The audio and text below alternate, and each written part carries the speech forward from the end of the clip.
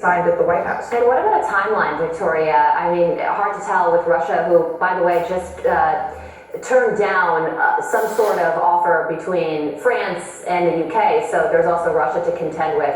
But a timeline between signing a peace negotiation between Ukraine and Russia, could it be this week, a month? What are your thoughts? Well, I've gotten very cautious about predicting a timeline for the Ukraine war, which was supposed to be a 3-day war, and it's now a 3-year war.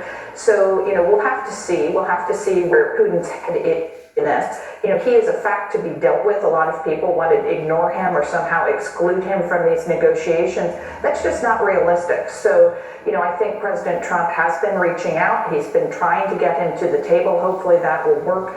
And that we'll see within the first 100 days of the Trump presidency some kind of at least ceasefire getting us started toward an actual peace deal. All right, so in another part of the world, the Trump administration is moving to revive the ceasefire deal between Israel and Hamas. Steve Witkoff is meeting with negotiators from both sides in Qatar today.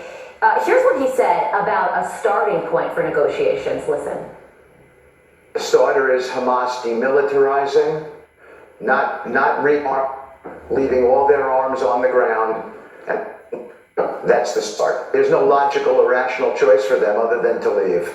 If they leave, then I think all things are on the table for a negotiated peace deal, and that's what they're going to need to do.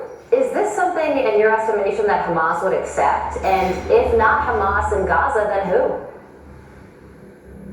Well, this is a very important statement by Special Envoy Witkoff, which essentially lays out the surrender of Hamas. Lay down your arms and leave Gaza, this sort of blighted area that they've so mismanaged.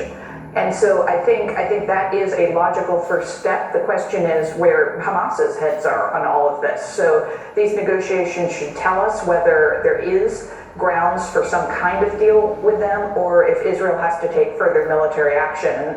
The change here after the president's inauguration is the Trump administration stands firmly with Israel. They understand that Hamas are terrorists, and that it's very difficult to deal with them. Military action, further military action may be required. Yeah, and Israel believes that there are 59 hostages still being held, 22 who are still alive, including one American, Edon Alexander, who is top of mind for Steve Witkoff today. Victoria, thank you so much for joining us this morning. A lot going on in